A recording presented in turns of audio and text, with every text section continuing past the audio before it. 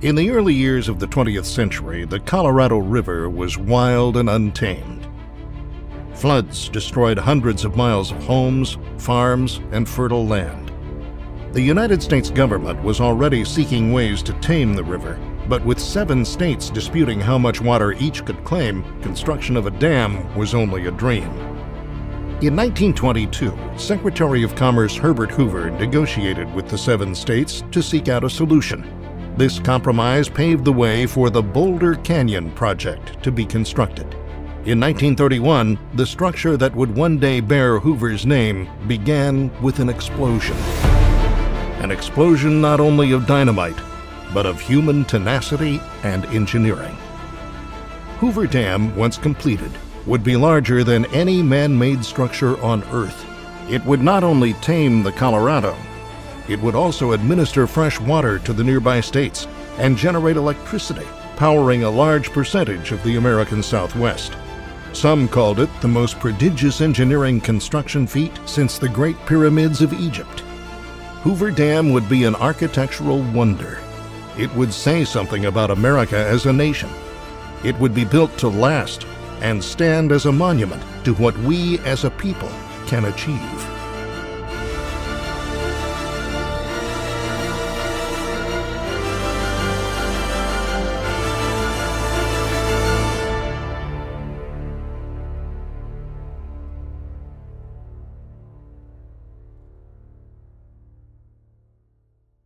Hoover Dam starts construction in 1931, and it happens to coincide with the Great Depression. Now, Hoover Dam is the largest public works project the federal government ever did, but it wasn't done because of the Great Depression. It just happened to fall in that time period.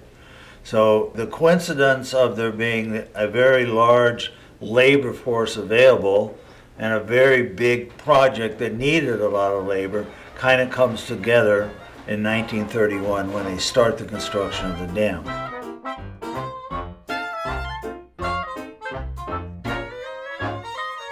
It took the combined resources of 6 companies forged into a single contracting entity to undertake the mammoth project.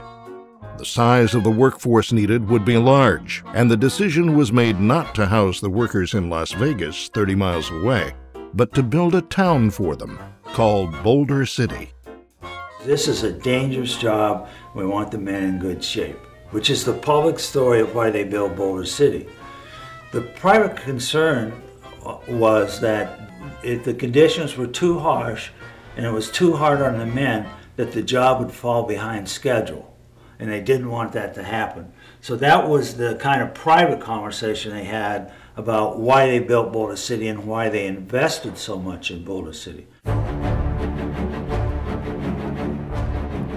But before the first shovel of earth could be removed, the Colorado River had to be diverted from its timeless path.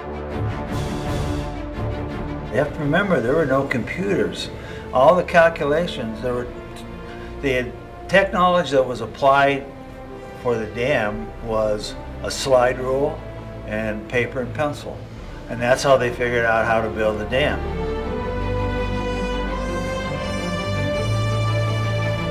The key was to cut 2 diversion tunnels through the canyon walls on each side of the river, each 56 feet in diameter and approximately 4,000 feet long.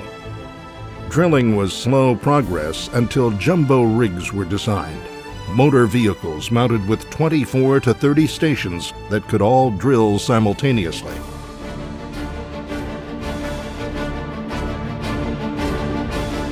They pitted each tunnel against each other to see who could make the most tunnel every shift.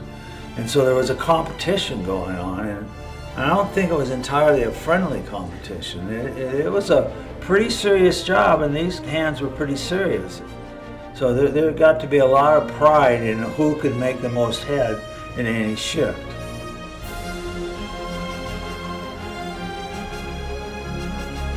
The tunnels took 18 months to complete.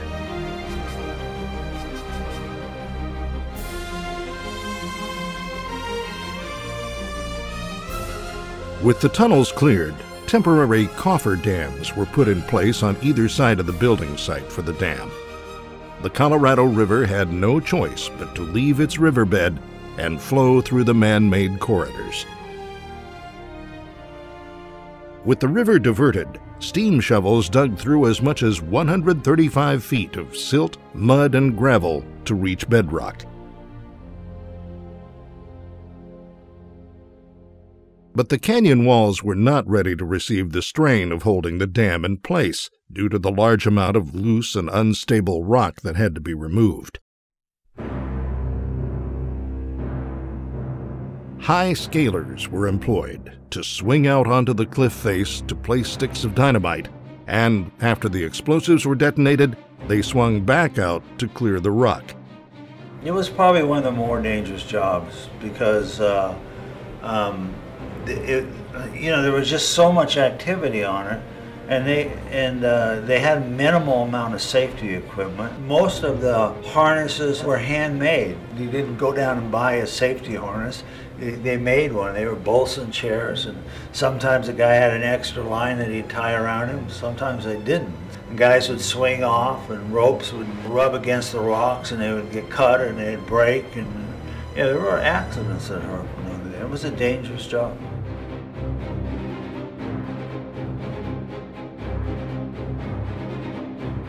And there Hoover Dam began, as a simple square wooden form filled with concrete, followed by more than 3 million cubic yards of concrete over the next 2 years.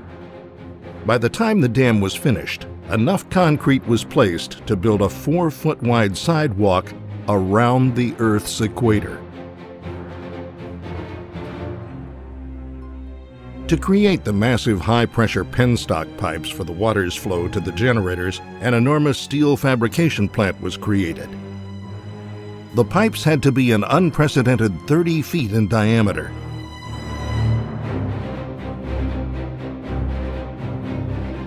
Once completed, the pipes were transported to the dam site in sections and lifted out over the canyon by a 200-ton capacity cable system. Hoover Dam was built with 5 million barrels of cement, 18 million pounds of structural steel, 21 million pounds of gates and valves, and 840 miles of pipe. What really piques my interest is when I go down to the dam or when I'm looking through the literature, a picture of it, is the detail work that was done on the dam. To me, that's the amazing thing. If you consider the time, the Great Depression, the 1930s, the types of machinery and technology that was available to them, there's guys thinking about the detail of the dam. All the concrete in the front face of the dam is color mixed. Someone was thinking ahead during all this other stuff going on, we don't want the face of that dam to be blotchy and stuff. So the concrete that's in the front forms is all color mixed, so there would be consistency across the dam. The fact that they hire artists and bring artists in to do the terrazzo floors and the sculptures that are at the dam, none of those things are functional. The machine-age look of the generators, it's that sort of detail and pride in workmanship that fascinates me about the dam.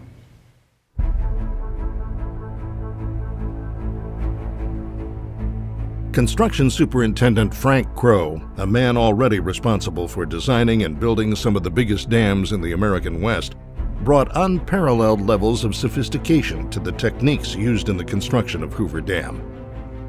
But despite his ingenuity, Crowe was a hard man, and he pushed his workers to the limit. He had a reputation of driving his men hard. But he also had a reputation of treating them fairly. And there were a lot of men that were very loyal to Frank Crowe, and they followed him from job to job, and they liked working for him. And he was known as a guy that didn't, that told it to him straight.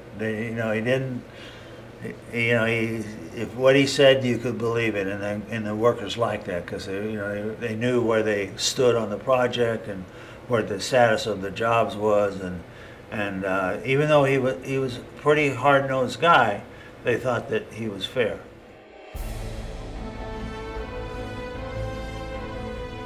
During the summers, working conditions plummeted.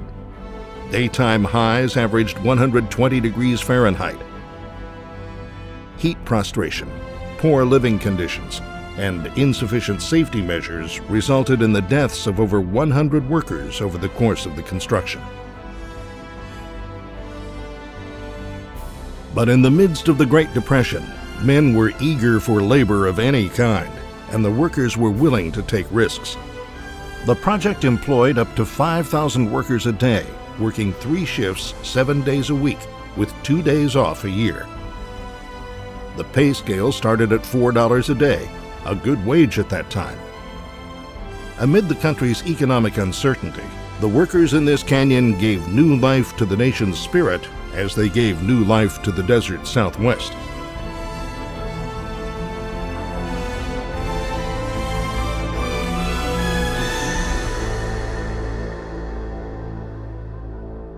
When a U.S. Senate committee endorsed construction of Hoover Dam in 1928, its report said, "A mighty river, now a source of destruction, is to be curbed and put to work in the interests of society."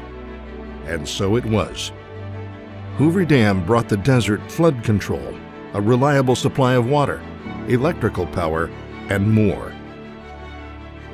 Hoover Dam is now one of America's most popular tourist attractions, and nearly 1 million visitors per year come from around the globe to marvel at its immensity. A 2-lane road allows cars to drive right across the dam and right past the Art Deco-style visitor center. Within the visitor center are historical and interpretive exhibits about the construction and impact of the dam. Across from the visitor center is the dedication plaza, with sculptures of 2 winged creatures and a terrazzo floor embedded with a star map, depicting a map of the skies at the date of the dedication. Some choose to view the dam from the air on easily available helicopter rides. But many would argue that the best way to see the dam is from the inside.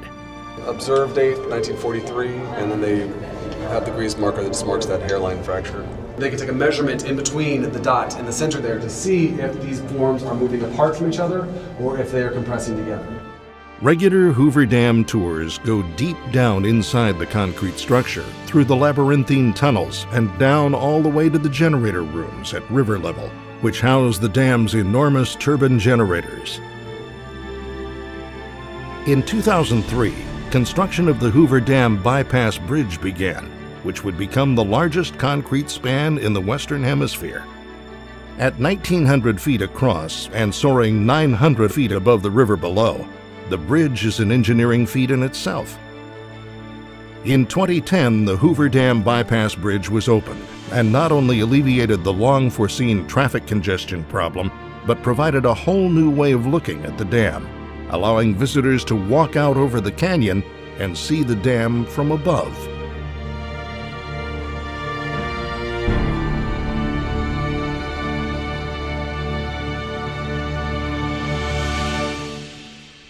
Behind this 726-foot-tall concrete face lies Lake Mead, America's largest man-made lake. The water in Lake Mead provides recreation and relaxation for millions of people every year.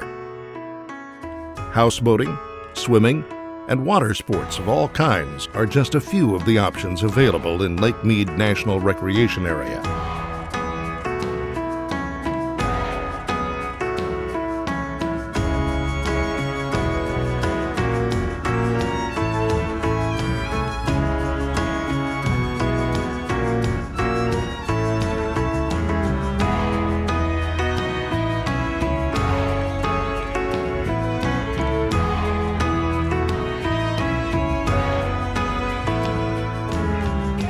Once the water passes through the dam, it becomes a smooth, steady stream of water that continues its original course down Black Canyon. Raft trips are a good way to take a pleasant trip down the river and learn more about the surrounding area from educational raft guides. My name is Brian Fox. I am a raft pilot and tour guide on the Colorado River. If you see anything here you'd like to ask a question about, this is a good time to do it. This is a spectacular way to enjoy the outdoors. Black Canyon is a spectacular place. Opportunity to learn a little bit about the area in terms of geology, history, a little bit about the fauna and flora, the wildlife in the desert. And most of our pilots are pretty knowledgeable. Read up a lot on a lot of different things and are able to answer just about any question that's asked. There are some spots down here where the rock almost looks like Swiss cheese. What that means is when it was molten, had a lot of gas in it. And as the gas escaped and the rock hardened and cooled, left all those holes in it. The gauger would climb down the ladder alongside the tube, pop open the door at the bottom, he'd get a reading on the river's depth, and then back up to his office and record that on a chart. The other question is, where in the heck did the gauger come from who had to do this? In order to get around the face of this sheer cliff, the gauger had to use a catwalk. Now this is where I would have requested a career change. And as if that isn't bad enough, he gets out to the very end of the catwalk up here, he's got another cable car. And on down well past that to where his house was. And you know what, I use the word house pretty advisedly. What it amounted to was a one-room shack.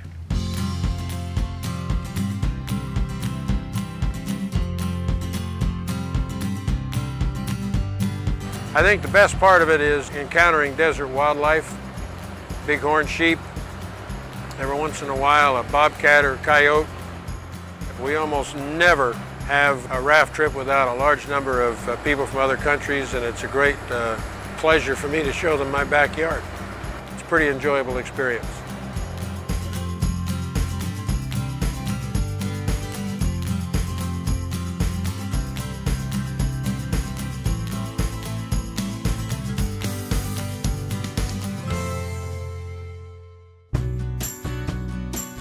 The Colorado River eventually flows into Lake Mojave, which is another excellent place for water-based activities.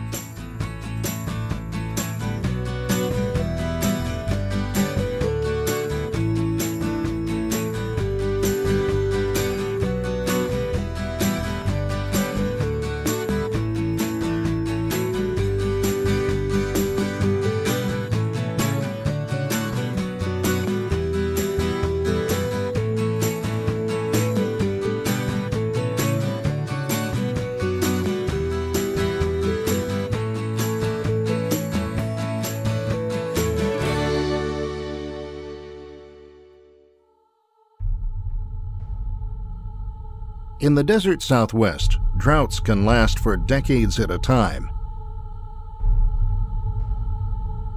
But in some winters, the Rocky Mountains receive large amounts of precipitation.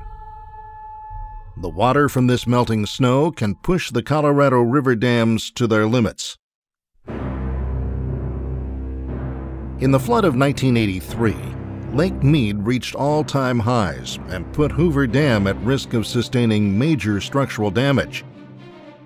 Water poured into the overflow spillways and roared out into the river below at a rapid pace.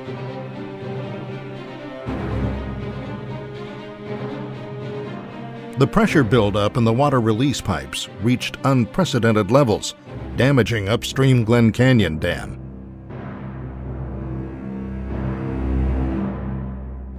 But Hoover Dam held strong and served its purpose in preventing disastrous floods downstream.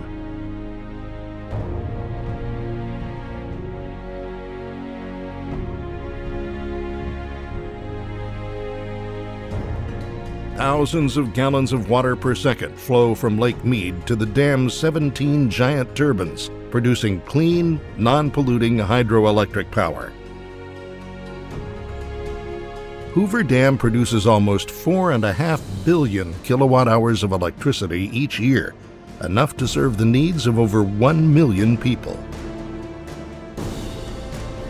Hoover Dam and other dams along the Colorado River contain the floodwaters spawned each spring from melting snows and assures a reliable water supply for water users throughout the basin. Combined with the warm climate and rich soils of the lower Colorado River basin, Water from Lake Mead has created some of the most productive farmland in the country. Farms in Arizona, Southern California, and Mexico, irrigated by these controlled flows, produce over $1 billion worth of vegetables and fruits throughout the year for dinner tables across the nation. Hoover Dam reminds us of the need to dream noble purposes and the strength of the human spirit to achieve great aspirations.